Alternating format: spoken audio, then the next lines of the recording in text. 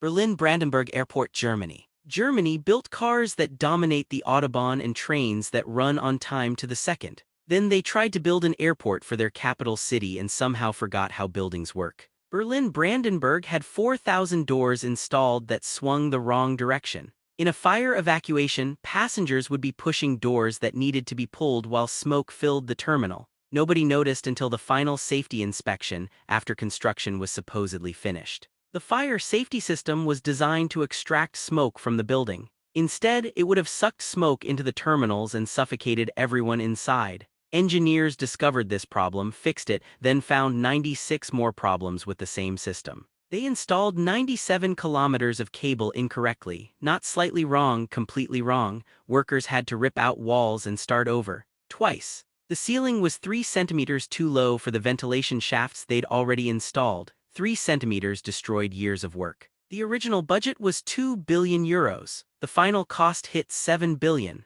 The original opening was 2011. The actual opening was Halloween 2020, 9 years late and during a global pandemic when air travel had collapsed by 90%. Berlin Brandenburg isn't just a failed airport. It's a masterclass in how bureaucracy and ego can turn German precision into German embarrassment. LaGuardia Airport, USA. When the Vice President of the United States publicly calls your airport third world, you know something has gone catastrophically wrong. Joe Biden said exactly that about LaGuardia in 2014. Honestly, he was being generous. LaGuardia was built in 1939 for propeller planes and 8 million passengers. By 2015, they were cramming 30 million people through facilities older than commercial jet aviation itself. The airport had separate terminals with no indoor connections. Catching a connecting flight meant exiting security, walking outside along the sidewalk past honking taxis, entering a completely different building and clearing security all over again. In the rain, in January, in New York. Travelers reported ceiling tiles falling on their heads, bathrooms that flooded regularly, and carpets so old they had become archaeological artifacts.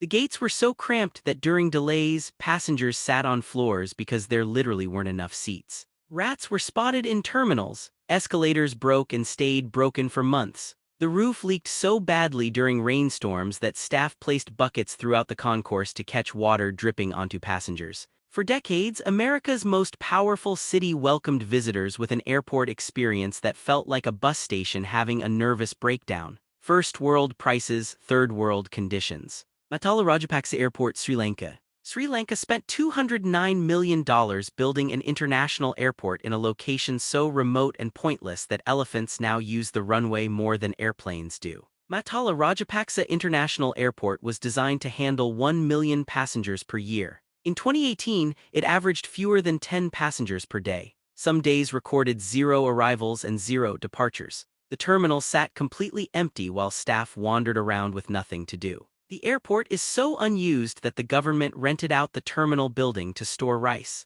A $209 million international airport became a warehouse because that was literally more useful than its intended purpose. Located 250 kilometers from the capital in a region with no tourism, no business, and no logical reason for anyone to fly there, Mattala exists because a president wanted a monument in his home district, not because anyone needed an airport. Wild elephants regularly wander onto the runway. Leopards hunt in the grass beside the taxiways. The airport has become an accidental wildlife sanctuary because animals outnumber humans by a significant margin. Sri Lankan taxpayers owe China $190 million for this airport. The annual debt payments exceed the airport's entire revenue. Mattala contributed to Sri Lanka's 2022 economic collapse, the only airport in the world where you're more likely to see a leopard than a passenger. Ciudad Real Central Airport, Spain. Spain built a €1.1 billion airport, watched it fail completely within 4 years, then sold the entire thing at bankruptcy auction for €10,000, less than the price of a used Honda Civic. Ciudad Real Central had one of the longest runways in Europe, capable of handling the largest aircraft ever built. It averaged 2 flights per day. On most days, the runway was occupied exclusively by rabbits and weeds growing through cracks in the concrete. The airport was located 200 kilometers from Madrid in a region with no significant population and no tourist attractions. The promised high-speed rail connection that would have made the location viable was never built. Getting to this airport took longer than flying to your destination. At its peak, only Ryanair and Vueling operated a handful of domestic routes. Both airlines abandoned the airport within 2 years because flying to Ciudad Real made no financial sense for anyone involved.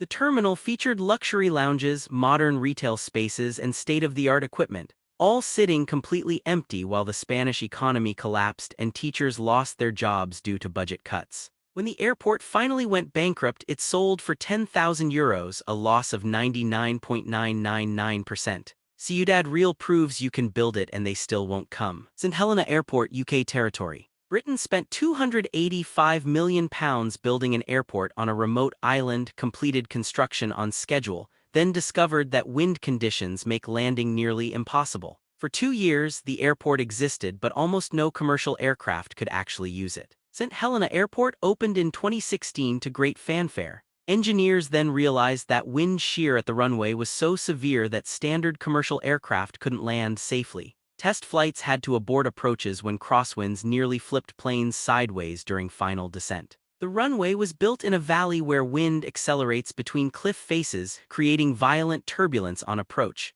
Basic meteorological surveys would have revealed this problem before construction began. Apparently, nobody thought to check whether planes could actually land there. The island has 4,500 permanent residents. Britain spent £285 million on their airport, roughly £63,000 per person. Most will never use it because they can't afford the tickets. After years of testing, exactly one aircraft type, the Embraer E190, received certification to land, and only under specific weather conditions. Flights are cancelled constantly when wind speeds exceed safe limits. A round-trip ticket costs over £1,600. Most residents still take the 5-day ship journey that the airport was supposed to replace. Los Angeles LAX, USA. Los Angeles is America's second-largest city, the entertainment capital of the world, home to Hollywood and Silicon Beach. Its airport was designed by someone who apparently believed passengers enjoy long walks through traffic and clearing security multiple times per trip.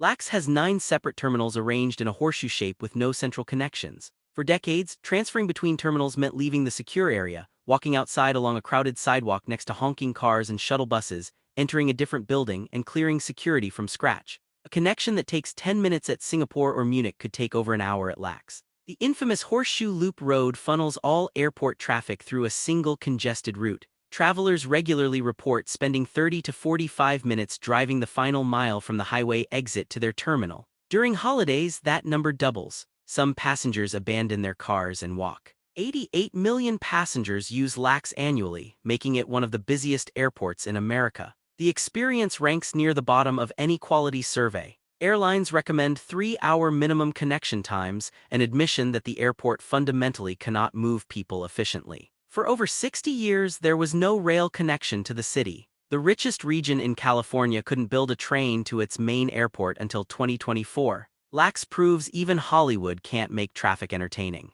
Charles de Gaulle Terminal 2E, France. Paris built a stunning architectural masterpiece of glass and curved concrete that won international design awards. 11 months after opening, the roof collapsed and killed 4 people because nobody calculated whether the structure could support its own weight. Terminal 2E opened in June 2003 to critical acclaim. Architect Paul Andrews' sweeping concrete shell was celebrated as innovative and daring. On May 23, 2004, a 30-meter section of that celebrated roof crashed into the departure lounge below. 4 people died, 2 Chinese tourists, a Czech traveler, and a French airport employee. 3 more were injured. Rescue workers searched through rubble while passengers on nearby gates watched in horror as dust filled the terminal. Investigations revealed fundamental structural failures. The concrete roof was too heavy for its supports. Temperature changes caused expansion and contraction that the design couldn't accommodate. The phenomenon of punching shear, where support columns punch through concrete slabs, wasn't properly calculated. These aren't exotic engineering challenges. They're basic physics that first-year structural engineering students learn. Somehow, an award-winning terminal at one of Europe's busiest airports missed them entirely. When engineers raised concerns during construction, they were reportedly told the architect's vision took priority. Aesthetic preferences overruled the laws of physics. Physics eventually won that argument, and 4 people paid with their lives. Gravity doesn't care about architecture awards. Manila NAIA, Philippines. Manila's airport has been voted the world's worst so consistently that it's less a ranking and more a tradition. NAIA doesn't just fail, it fails reliably year after year with impressive commitment to terrible passenger experiences. NAIA has 4 terminals operated by different government agencies with zero coordination. They share a single runway. When one flight runs late, cascading delays ripple across all 4 terminals because there's nowhere else for planes to go. Terminal 1 hasn't been significantly renovated since 1981. Passengers wait in facilities featuring air conditioning that works intermittently, bathrooms from the disco era, and seating designed for half the current volume. Connecting between terminals requires exiting security, finding ground transportation, and clearing security again at a completely separate building. For years, the airport gained notoriety for the bullet planting scandal where security personnel allegedly planted ammunition in passengers' luggage to extort bribes. The scheme made global headlines and destroyed whatever remaining reputation the airport had. NAIA handles 45 million passengers annually through infrastructure designed for 31 million. Business travelers actively route through Singapore or Hong Kong specifically to avoid Manila connections. NAIA isn't just the world's worst airport, it's the world's most consistently worst airport, as if mediocrity became an institutional value.